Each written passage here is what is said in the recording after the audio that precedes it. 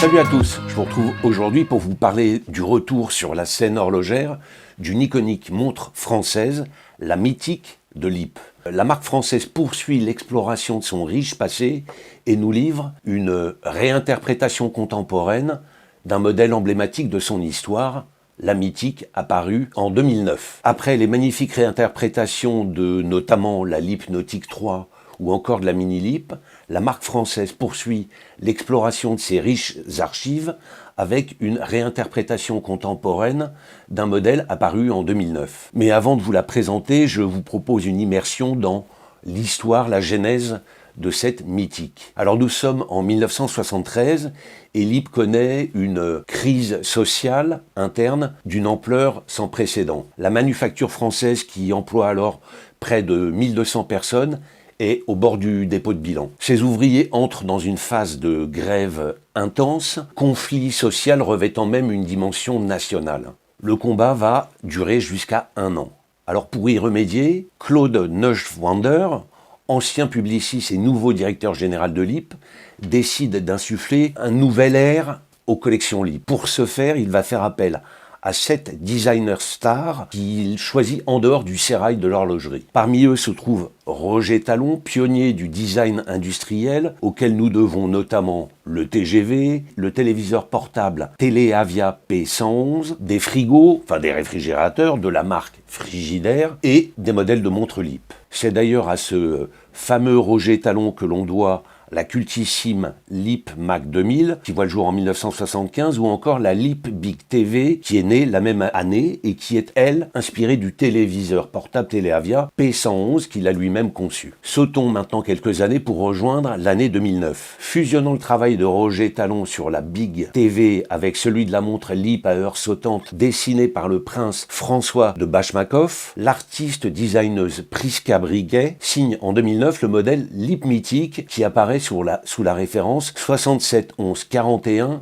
14. C'est à cette même Prisca Briquet que l'on doit le modèle dont je vous parle aujourd'hui, qui puise malgré tout son inspiration dans les téléviseurs des années 70. Alors s'il semble que le modèle original de 2009, dessiné par Prisca Briquet, soit équipé d'un bracelet acier et d'un large bracelet cuir dessiné exclusivement pour le modèle, LIP fait, en 2024, d'autres choix pour le retour sur le devant de la scène de son modèle. Tenant compte de la tendance actuelle qui, elle ne vous aura pas échappé, est axée sur les montres acier avec bracelet intégré en acier, LIP fait le choix d'une montre intégralement en titane. Alors ce matériau apprécié dans l'industrie horlogère à la fois pour sa résistance à la corrosion et sa ductilité présente un autre avantage de taille, c'est sa masse volumique qui est de l'ordre de 40% inférieure à celle de l'acier traditionnellement utilisé dans l'univers des montres. Résultat, malgré une conception intégralement en titane, boîte et bracelet, la mythique titane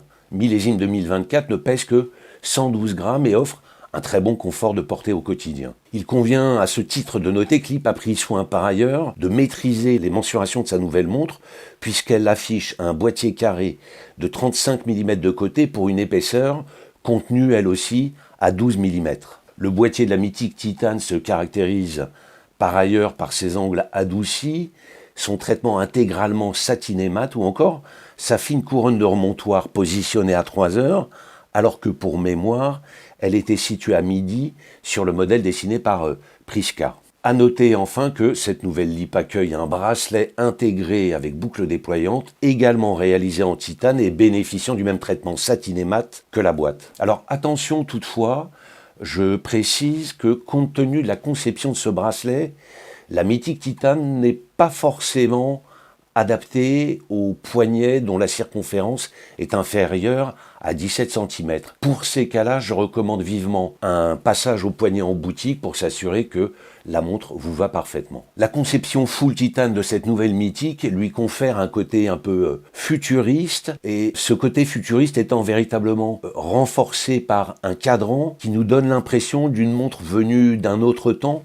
voire d'une autre planète. Le principe d'affichage de l'heure imaginé par Prisca Briquet pour la LIP mythique de 2009 a été repris sur cette version 2024. Première particularité qui ne vous aura pas échappé, la montre est dépourvue d'aiguille. Sur la LIP mythique de 2009, c'est un segment vertical tracé depuis le centre du cadran qui fait aussi office de repère, heure, minute et seconde, se lisant au passage des disques sous ce segment. La nouvelle version 2024 reprend le principe mais y apporte une touche d'originalité particulièrement bien vue. En effet, le logo LIP placé en 2009 sur le bord inférieur gauche du cadran remonte au centre du cadran et c'est un P stylisé de LIP dont le trait descend en une verticale jusqu'au bord du cadran qui va faire office de marqueur pour la lecture de l'heure. Alors comment lit-on l'heure sur cette mythique 2024 ? Eh bien c'est très simple, le cadran est composé de 3 disques. Le plus grand,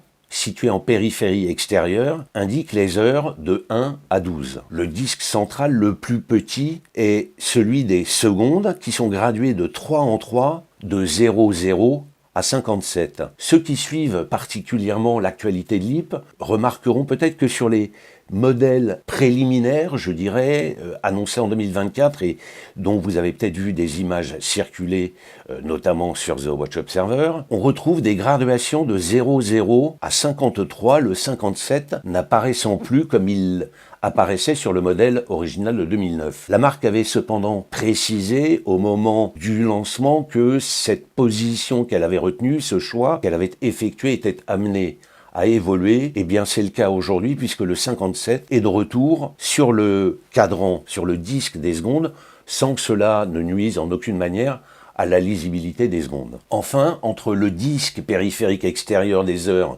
et le disque central des secondes, on trouve un disque intermédiaire destiné à la lecture des minutes. Alors là aussi, il y a une originalité proposée sur cette mythique titane. Le communiqué de presse de la marque indique que les chiffres sont imprimés pour une lecture de l'heure entre guillemets, à la française. Alors en effet, gradués toutes les 5 minutes, les index imprimés des minutes après l'index 30 auraient dû être 35, 40, 45, 50 et 55. Or, ça n'est pas le cas. LIP a fait le choix, comme sur le modèle de 2009, dessiné par Prisca Briquette, de mentionner moins 25, moins 20, moins 15, moins 10 et moins 0,5, un peu sur un mode parlé. On retrouve d'ailleurs cette même subtilité, cette même originalité sur la mini-LIP, qui à l'origine est une montre destinée à apprendre aux enfants à lire l'heure. La mini-LIP poussant même l'exercice plus loin que la mythique, puisque le 30 est remplacé par un demi, et les 15 et 45 par un quart et moins un quart. Alors voilà, mon verdict sur cette nouvelle montre automatique LIP en titane, il est assez simple, brillamment imaginé par Prisca Briquette en 2009 à partir du travail de Roger Talon. La mythique compte au nombre de ces montres LIP qui ont révolutionné le catalogue, ou en tout cas marqué leur empreinte le catalogue LIP, et en même temps véritablement révolutionné le monde du design. Alors conjugué à ce retour actuel aux années 70 et à cette forte, voire omniprésence, j'allais dire cette forte présence, mais c'est une omniprésence des montres à bracelet intégré, il eût été impensable que LIP ne réédite pas une mythique avec bracelet intégré. C'est chose faite en une version intégralement en titane. C'eût été d'autant plus étonnant que LIP a réédité il y a peu la Big TV de Roger Talon en une version également full titane. Une fois encore, la maison franc-comtoise s'en sort admirablement bien. Cette version intégralement en titane, avec ce logo qui revient au centre et ce P stylisé qui fait office de marqueur des heures, parvient à associer passé et présent pour nous livrer une montre de caractère vraiment très sympa. Son prix n'altère rien à mon enthousiasme puisqu'il s'établit à seulement 899 €. Voilà.